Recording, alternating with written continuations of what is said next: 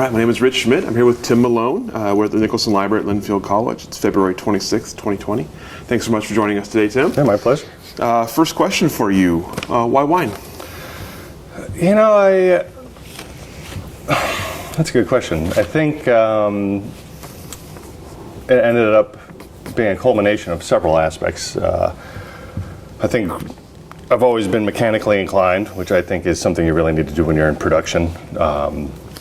I've always been into craftsmanship. I've also been very artistic, formerly with a career in music, having attended Berklee College of Music and going to school for film scoring. I've kind of always been artistic. I think I'm a good combination of my parents in that way. My mom's always been very artistic. My dad's an accountant, so mathematical and mechanical based, you know. So having taken an interest to food and beverages at a relatively young age, you know, kind of late teens, it was kind of a natural progression after I got burnt out on music, you know. So kind of got in the service industry, ended up in the beer industry, and then worked my way into wine production. So before we talk about that, let's talk about the original intent, the music. Yeah. School for Music, Film Scoring. Tell me about how that came about. Music was always a big part of my life. I started playing really young. I had a couple relatives who were musicians, so I picked up self-taught originally, you know, guitar. Found in my grandparents' attic. You know, I did as best as I could with that until my parents finally realized I wasn't going to give it up. So they finally decided to start helping me out, and it was something I was good at. My older brother was really into sports. I didn't take to it. I really wasn't competitive. I ended up being much more creative, and so I pursued that, and you know, it was great. My parents were really supportive on that. So I just kept pursuing it, and eventually got a scholarship to Berklee School of Music for it. And you know, but just like anything, I think you take a passion, you try to turn it into a career. You get burnt out on it to some degree. You know, you. Especially when things don't materialize as you expect them to, you start having to take a lot of jobs that you have no interest in, you know. So then you end up getting burnt out, you know. So the one great thing, besides that music has greatly enriched my life and I've gotten a lot of great relationships out of it, is that it taught me a lot about how I should pursue my career in the wine industry as well. You know, not to get that burnout factor, to really stick to what I want to do, to not compromise either. So you went from there. You mentioned getting into kind of service and beer. So tell us kind of about that transition and getting into the beer industry. Yeah, well, like any professional musician, I needed to make some money, you know. So I had a friend hook me up with a bartending gig. It was in Norwalk, Connecticut. I was born and raised in the suburbs of New York City, so Connecticut wasn't that far away. And it was attached to a brewery. So very quickly I got to know the brewers, and they needed help. They bottled every Wednesday. So they're like, hey, you know, we could use some extra help. Why don't you come in? I had nothing going on Wednesdays, day shift. So I was like, yeah, I'll come in. Started helping out in the brewery, you know, and it kind of snowballed from there. One of the managers there was big into wine. I had already been somewhat into wine at that point, but no formal education. So my buddy Lou Montanari kind of started helping me taste a bunch of great French wines and start collecting, and snowballed from there. So you kind of, as you kind of developed a palate and kind of discovered your kind of interest and passion for wine, tell me about how you pursued it at that point. At that point, you know, hindsight's 20/20, but back then I don't think I would have told you I was going to end up here. You know, my buddy Lou, who I just mentioned, started making wine at home. So, you know, we're in his backyard, getting drunk, you know, stomping on grapes, making some awful stuff, I'm sure. But, you know, it was a lot of fun. I really enjoyed it, you know. And the head brewer at the time, Randy Check, a buddy of mine as well, who later became the viticulturist at Flowers down in Sonoma, would come over as well. So we all kind of tried this experiment together, you know.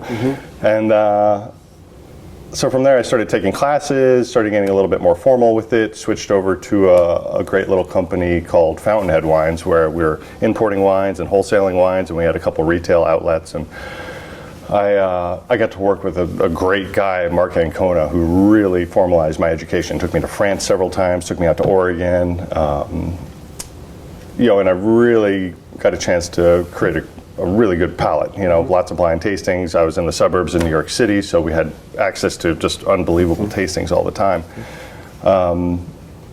And with Mark, I was able to travel out to Oregon, which was really the start of this whole ordeal. I kind of had a sense that I wanted to get in production at that point. Having been in the beer industry to some degree, and then really wanting to move into wine. I didn't know where I wanted to go yet, but I did love Pinot Noir at that point.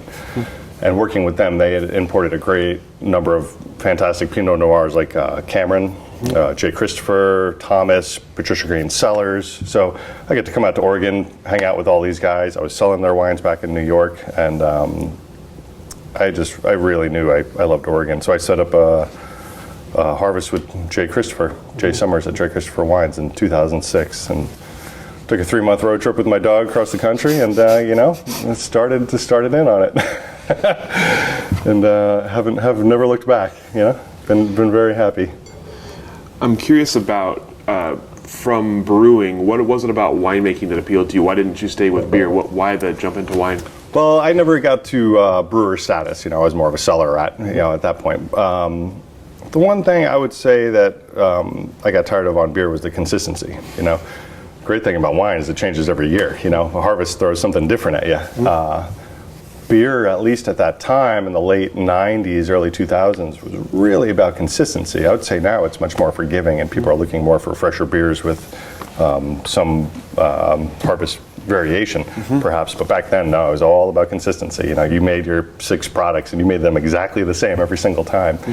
And you get kind of burnt out on it, quite frankly. Maybe some people don't. Some people do great work, or they keep changing their beers annually. But back then we were pretty consistent, and at least the brewery I was working at, and it just got kind of tiring. Wine just piqued my interest more too, quite frankly. For me, I've always been a big foodie. If I wasn't a winemaker at this point, I might be a chef. I worked in plenty of kitchens. I did plenty of restaurant work. Being a cellar rat in wineries too, you don't make a great deal of money, so you're always substituting your income with restaurant work. So I've been bartending and probably longer than I've done anything else in my entire life. I can finally say, as of 2017, I am no longer in the service industry, other than selling my own product. It's a pretty big accomplishment there. You mentioned that kind of early on, production was something that appealed to you, obviously coming from the, like you mentioned, the kind of the brewing or the cellar background. What did you think of wine production as you started getting into it? You got out here, you got to Oregon, you're working with Jay. What is it like? What's your first experience like? First experience was great. I went in there 2006 harvest. It was me, Jay, Mark Lagasse, who's now the winemaker for Holler and Vineyard Wines. And we made, what did we make back then? We probably did 8,000 or 10,000 cases, maybe less, but it was a fair amount of wine for 3 people to make. And the great thing about working for Jay is that you got to do everything.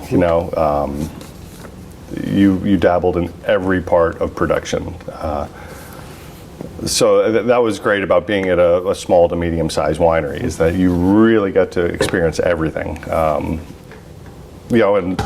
he really wasn't, once you kind of got the hang of something, he wasn't afraid to just let you run with it.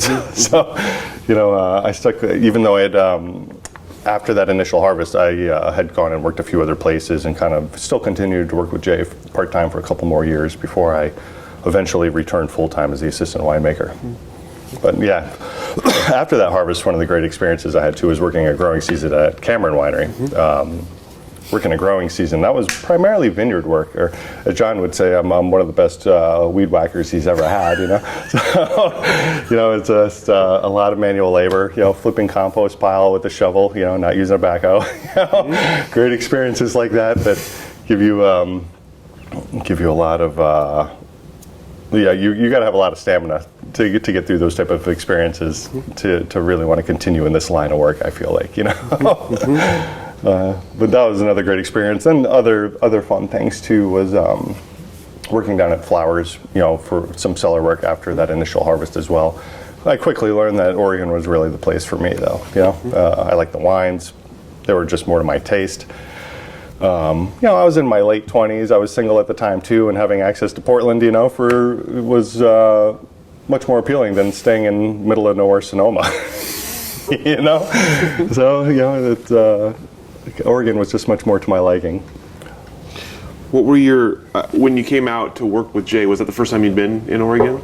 No, I had come out previously with my employer. Yeah. That's right. What were your impressions early on of the Oregon wine industry as you became familiar with it? The one thing I loved is how a lot of people just really, they seem to share a lot of information, much more so. I didn't work in California for a very long time, but I did get a small sense of a little bit more competition down in California, perhaps, or a little bit more secretive, perhaps, about things, where up in Oregon, I really felt like everybody really got together to share information, talk about what they were doing, and there was no... you had access to everybody up here. I could go talk to John Paul at Camera. I could go talk to Patty over at Patty Green's.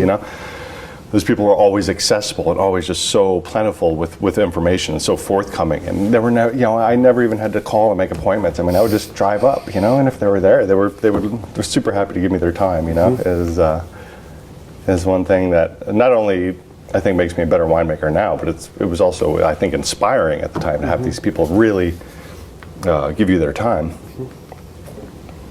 So you mentioned kind of some of the stops you made bouncing around after in your initial harvest. What was the point you felt like you were gonna make wine in Oregon? Like, at what point did you feel like that was your eventual goal?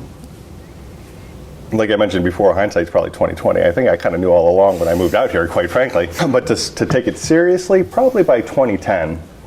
When I really started thinking about, okay, how could I do this? And then in 2011, I approached Jay. I was his assistant winemaker at the time for J. Christopher Wines, and I asked him, I'm like, hey, I'd been with him for a few years, and I was like, can I make a couple hundred cases? And he's like, well, come up with a business plan and we'll sit down. It was a great idea. I hadn't thought about that at the time. He's like, come up with a plan and tell me what you want to do. And so we sat down.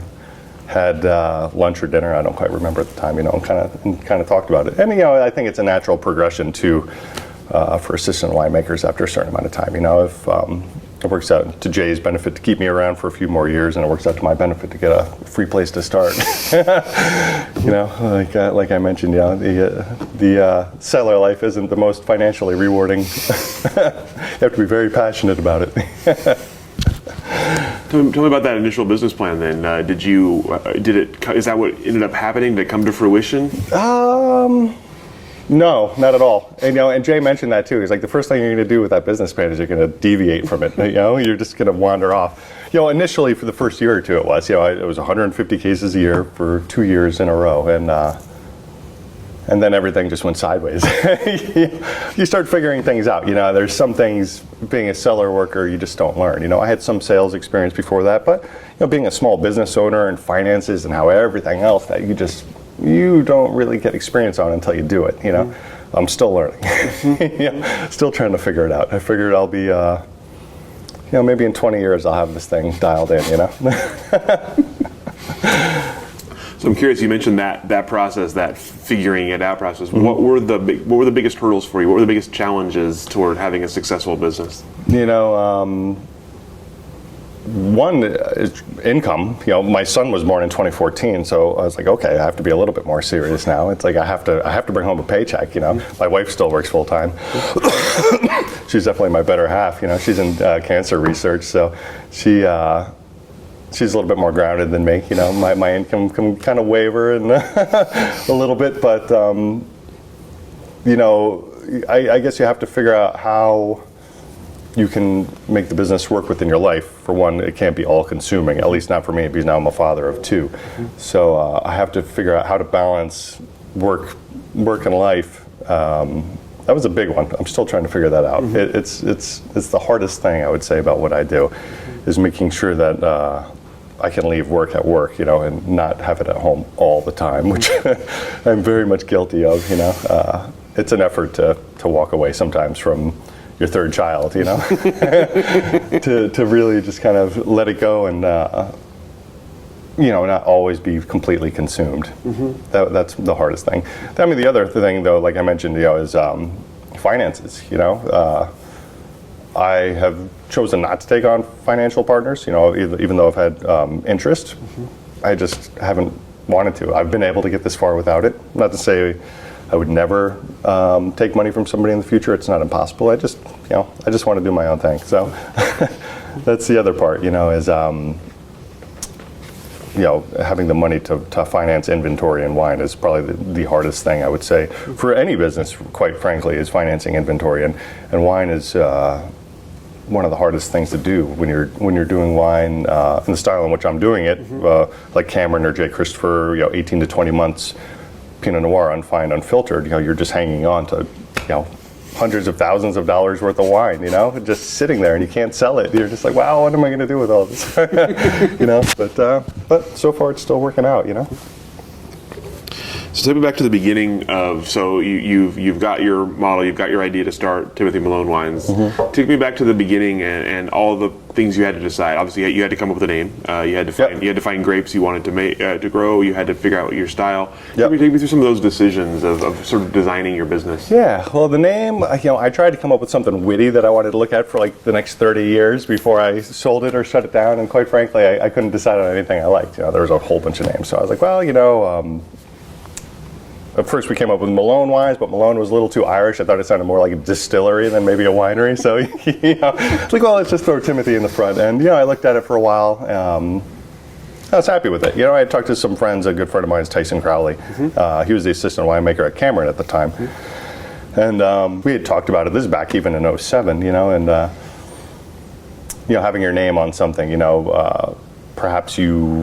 perhaps you take it a little bit more seriously because you don't want to degrade your name, You're going to be perhaps a little bit more inclined to put in that little bit of extra effort, since everybody knows exactly who you are. And then as far as the grapes, I was unsure about the grapes at the time when Jay said I could make wine. I got really lucky, though. So we had, Jay had taken on a business partner. They'd gotten a Paginata vineyards, and the vineyard was starting to come online there. So he didn't need all the fruit contracts that he had. So he had to ask me, he's like, how would you like 2 blocks of La Colina vineyard in Dundee? Which I was extremely fortunate to get that from him because the fruit was essentially all contracted up. There's no way I could have gotten that. So, it was really nice of him to extend that contract to me so that I could start making my wine from that fruit. That was it was a very good place for me to start. And the 2012 vintage too, one of the a lot of people consider one of the best vintages we've had in the last decade. Was a great year to start too. So that wine sold very easily for me. 150 cases. I'm like, all right, we're off to a good start here. This is going to be easy, no problem. What about the style? How did you kind of settle on? You talked about you have a long hang. So I think that's still evolving quite a bit. But definitely the J. Christopher, Cameron camp, that lineage, I would say I'm certainly coming from, if you want to look at it that way. Extended barrel aging, no fining, no filtering. I'm one thing I've altered substantially is, which I think is becoming much more popular, is much lower use of sulfur. And also, I think I've been gravitating more towards neutral wood. Where, Cameron and J. Christopher, they're not using a bunch of new woods by any means. But one person I think who's had a large effect on me, or a big effect on me that recently is Jason Lett, whose wines I've always liked. And I'm coming much more around, when you're young, perhaps you like more new wood. It's a little bit sweeter, it's a little bit more forward, then you start discovering the attributes of less wood as you get older, perhaps, So I think I'm still evolving on that front. So I would say I've hardly decided on production. It's changing all the time, quite frankly. But I'm sure there's a consistency to my wine it doesn't deviate too much from J. Christopher and Cameron. So tell me about growing the business. You talked about 2 years, 150 cases each. What happened next? Yeah, 14. made about 250 cases, and then my son was born in 15, actually, right at the end of harvest. Jay was nice enough to give me 6 days off, actually, towards the end of harvest, after my son was born, to help my wife out. So after that, in 15, though, I left in July of 2015, and I moved up to Medici Vineyards to my production. So there, I jumped up to about 1,500 cases, I think. You know, it was a pretty big investment. So.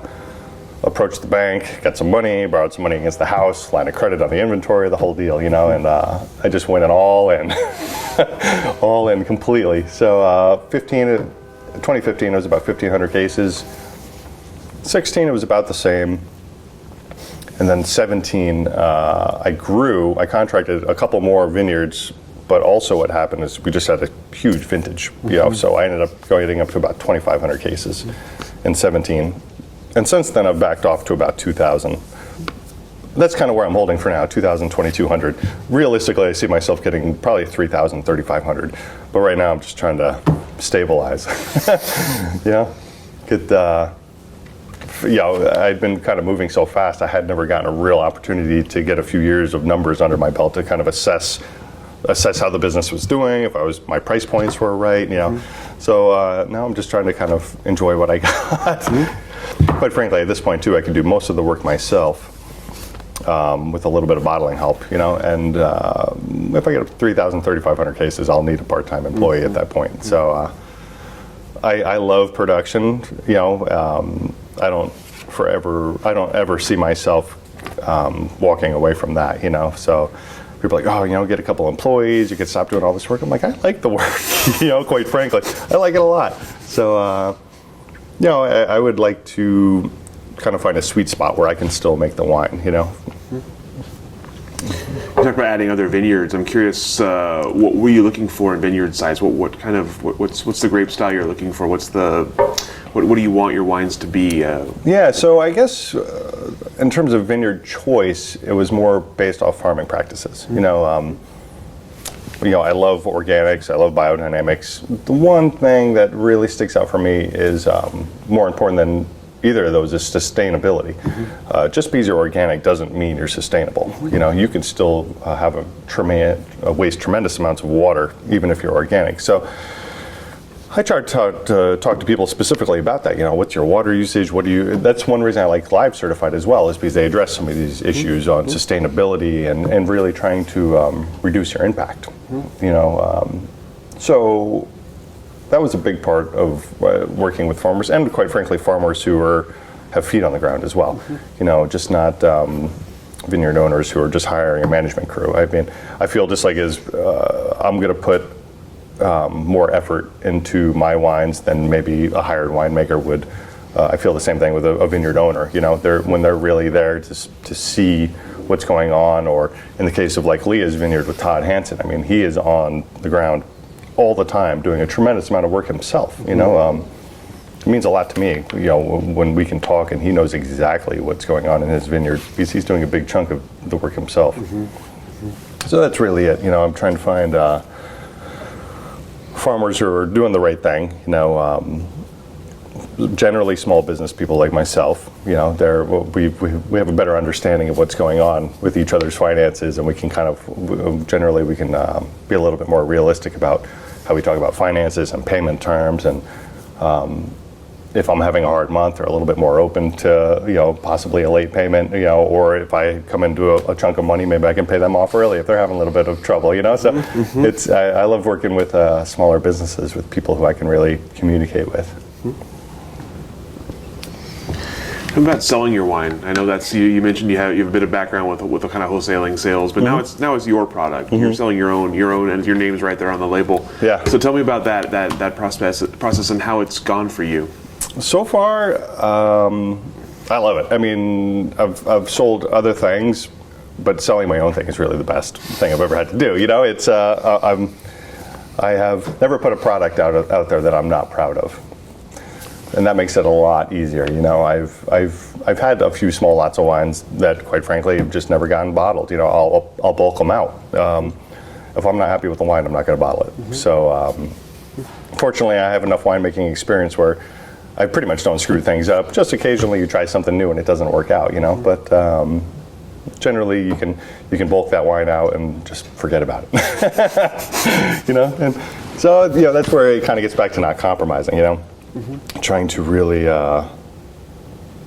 just do the best you can. I also try to tell people, I've met a fair amount of young people who are just, they work one part-time harvest and they're just like, I want to make wine. And I'm like, just get some experience, not even necessarily in production, I'm like, go get a retail job, part-time on the weekends for 6 months or 12 months, build your palate up and, or sales experience working for a distributor. This is all good experience that they need in production. I think a lot of people are just like, I want to make wine, and things go south sometimes too. The great thing about working for a really good winemaker like Jay Summers or John Paul like Cameron is, you get to see how they address the issues when they do arise in a hard vintage like 2007 or 2011 or 2013, when you have a lot of problems. That's I think one of the greatest attributes. Essentially, what we're doing is craft. So. It's really, I think, working with a great craftsman is a great way to learn when those problems arise. Making wine is not inherently difficult, except when you have problems. That's when you quickly realize who has good winemakers and who doesn't. 2013, case in point, there was a lot of bad wine that came out in 2013. But man, the wine, the people who grew great fruit and the people who made good wine, it was one of the best vintages we had. I'm curious, you at what point did you feel that kind of confidence to handle I still sideways? It's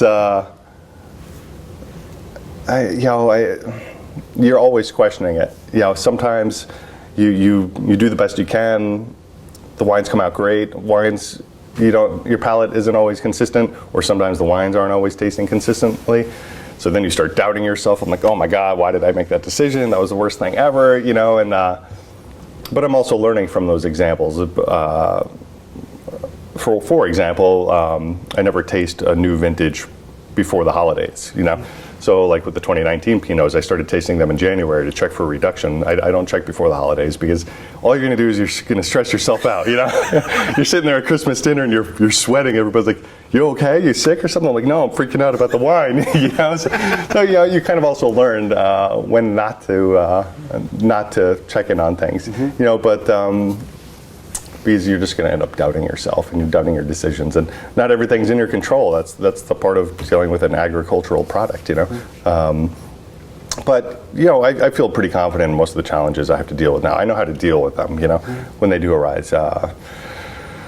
When we have really rainy vintages, sometimes you have sugar additions you have to deal with, and you just having done these or with other great winemakers, I feel confident. Also being able to call those people, sometimes when you're really doubting something, you have friends you can call and be like, hey, what are you doing with, what are you seeing, what are you doing, how are you handling it, Mark Lagas at Holland Vineyard Wines is still a great friend, and we're on the phone all the time. Where it's like, what are you seeing, what are you doing, what's going on, I don't think we get together as much as we'd like to, but that's the other thing I like about the Oregon wine industry we talked about earlier, was just that ability to really reach out to other people to see what's going on.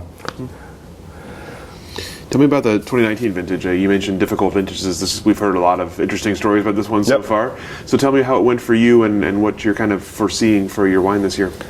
So far, so good. There's definitely some reduction, which hasn't gotten out of hand. So I haven't really had to do much about it yet. I'll rack the wines relatively soon, get them off their lees.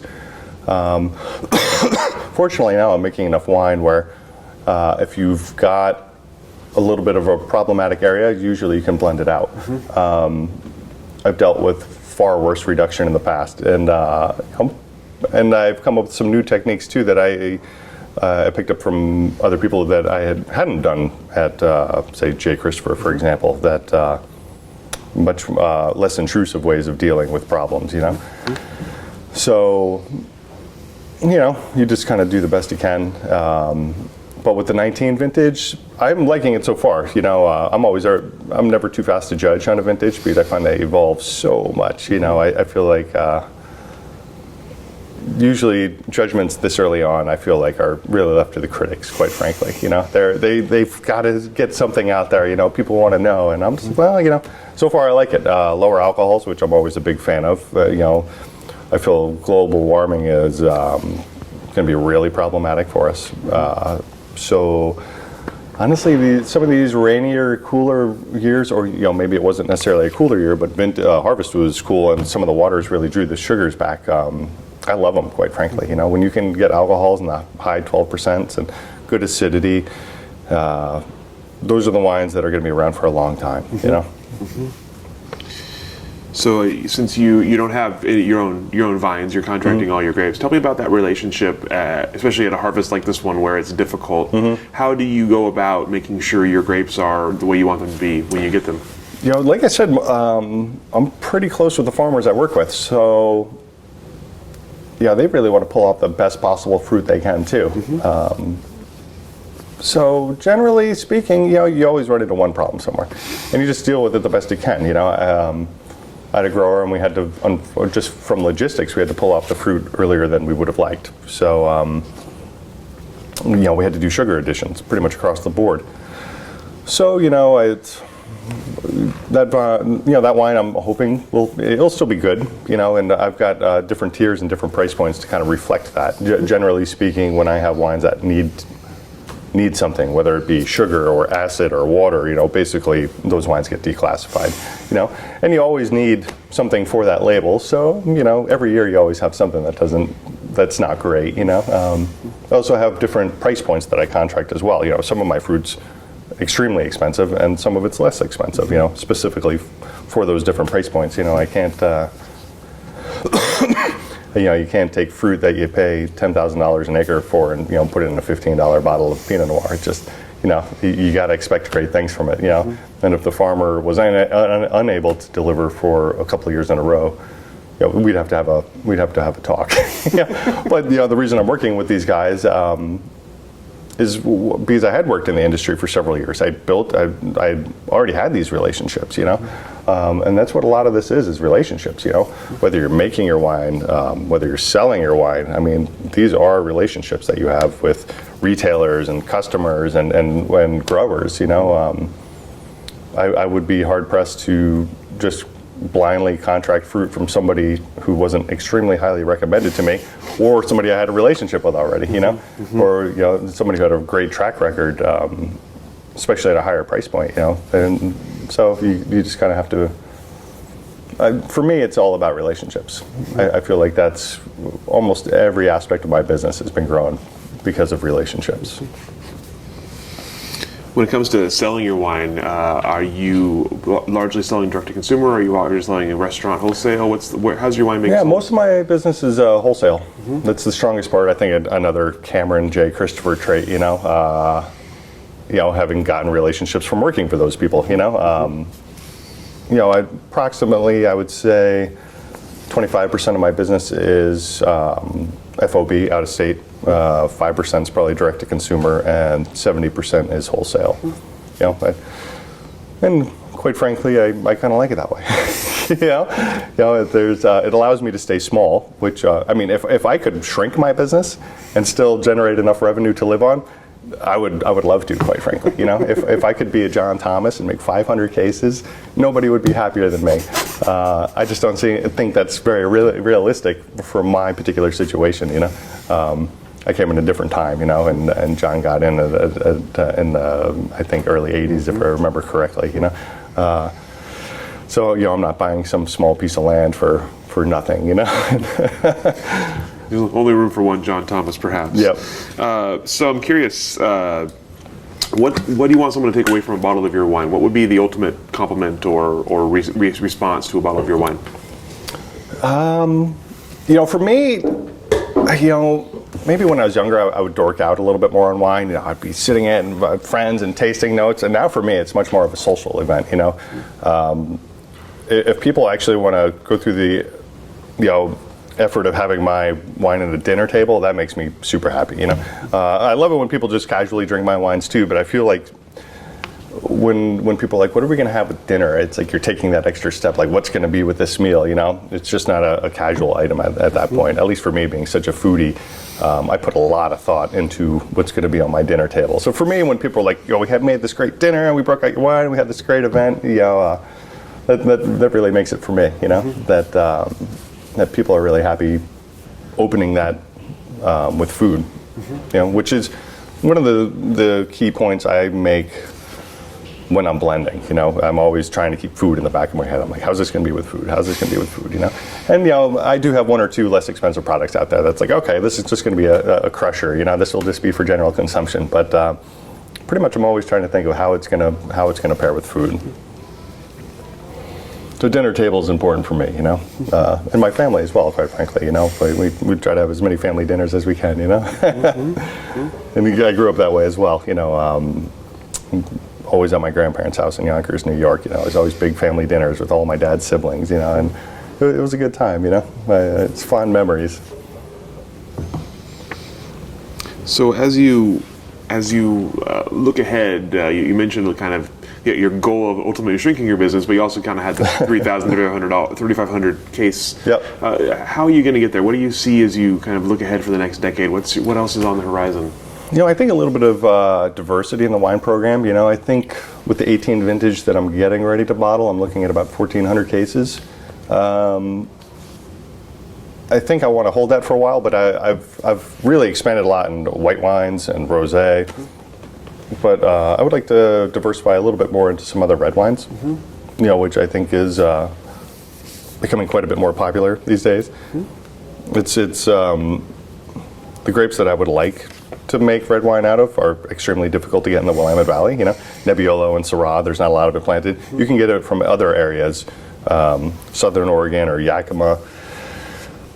But I just, I've always spent a fair amount of time in the vineyards that I buy fruit from. But when I start getting hours and hours away, I just know I'm not going to be visiting those vineyards as routinely as I do now. So, you know, I'm inclined to say I might spend more time in the vineyard than other people in my situation, you know. So I've been reluctant to really stretch too far from home. So we'll kind of see how that goes, you know. But you know, with global warming, we'll kind of see what ends up happening here in the Willamette Valley. You know, Tempranillo is becoming very popular. You know, the older Pinot Noir sites, I feel like they still do quite well. You know, some of the younger sites though are really suffering from global warming. You know. The sugars are just quite frankly too high, the acids are too low. So it's going to be kind of interesting whether or not we're going to switch over to other grapes or you know, are we just going to move Pinot Noir higher up the mountain, you know, just get higher elevation sites to combat those warmer temps. And, you know, this is all going to be figured out by other people probably than me, quite frankly, you know. I don't really consider myself a pioneer by any stretch of the imagination. You know, I'm not doing anything original. You know, I feel like I'm making small contributions here and there. But, you know, I think the people who are going to figure out what's the next big thing here will be other people, other than me. What are the biggest changes you've seen in the industry from when you came into Oregon wine to now? What's the biggest thing? I'd say natural wine movement and you know, some people think I'm a little bit more of a traditionalist, but it certainly had an effect on me. Also, the company I was working for back in Connecticut, Mark Ancona, was probably more into the natural wine movement before anybody had even used the term, quite frankly. So a lot of the producers I had gotten a chance to visit over in France were now kind of pioneers of the wine movement, the natural wine movement, you know. I think it's great. On one hand, I see a lot of great winemakers doing fantastic things and pushing limits, and there's a few points that I dislike about it. You know, I see a lot of people who, quite frankly, I think just don't get enough experience in the industry, who by default fall into the natural wine category. You know, and it's kind of unfortunate because I think as a category of wine, I think it's going to that is going to screw up a lot of the people who are really kind of pioneering the front. But you know, I guess every category of wine has you know, their great points and their bad points. It'll be kind of interesting how that goes. But yeah, natural wine I would say is the biggest change I would probably say I've seen since moving here in 2006. But overall, I think it's a good trend. They're really making everybody question what they had taken for granted earlier. Same thing I think in California. If you look at the 80s and early 90s in California Cabernet, it was made in very different than it was starting mid 90s up through 2010, 2015, and now a bunch of people are reverting back to the older style. And I think in a great way.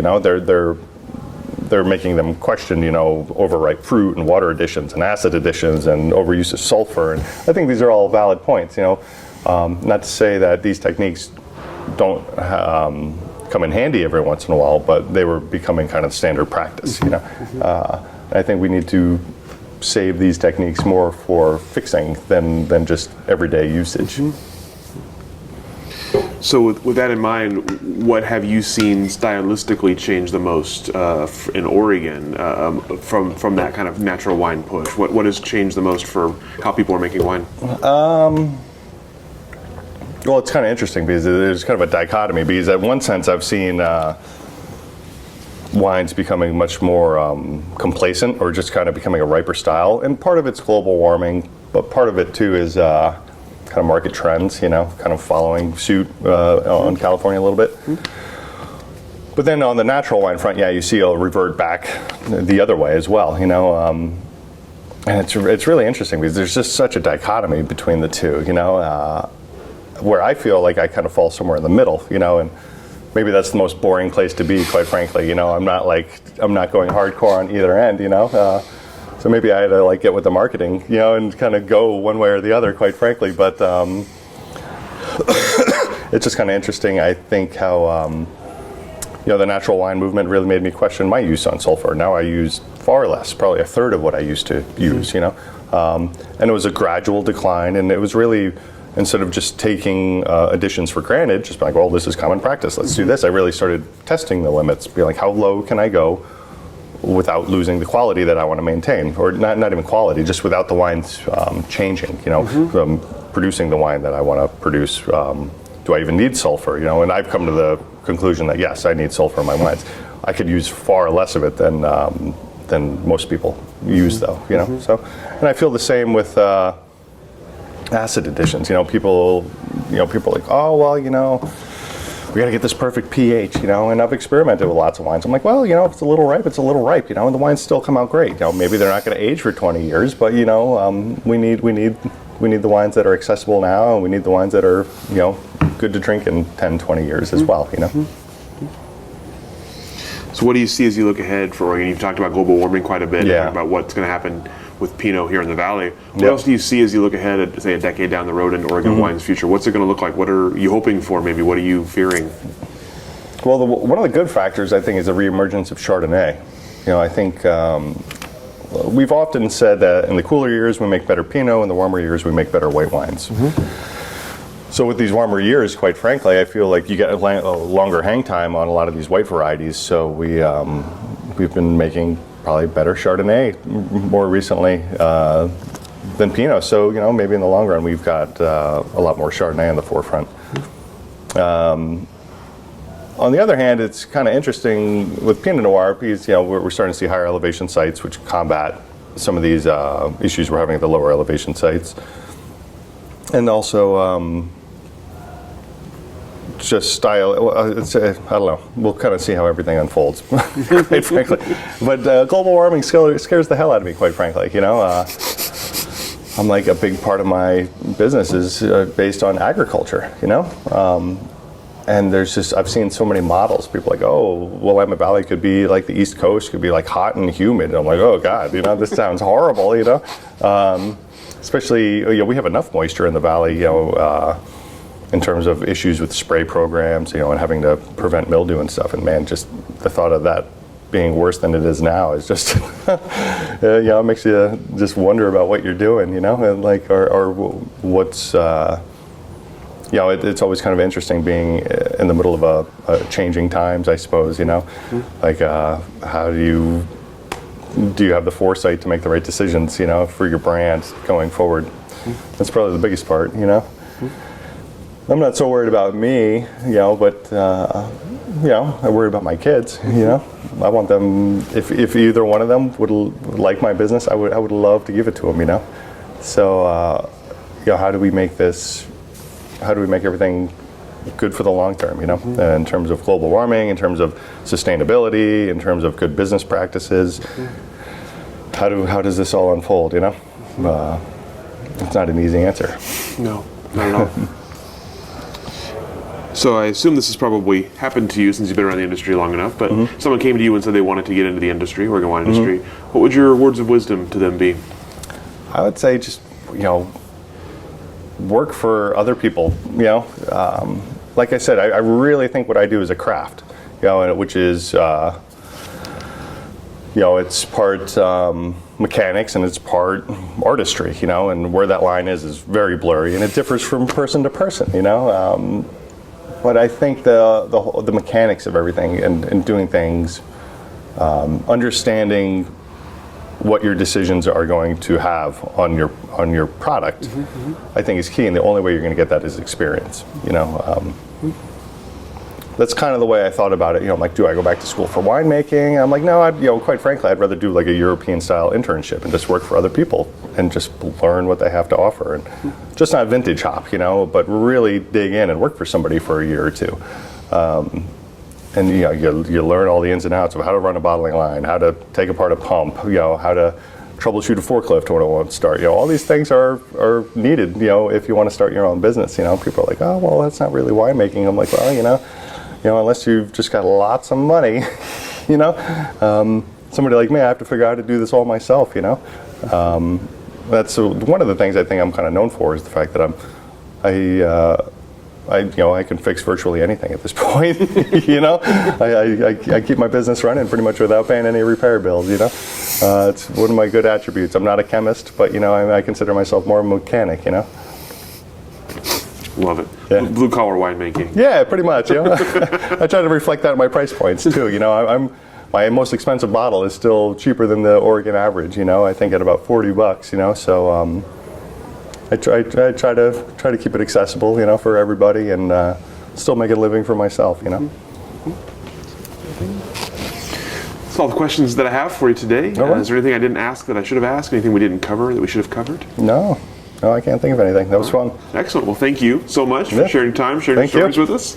We'll go and let you off the hook.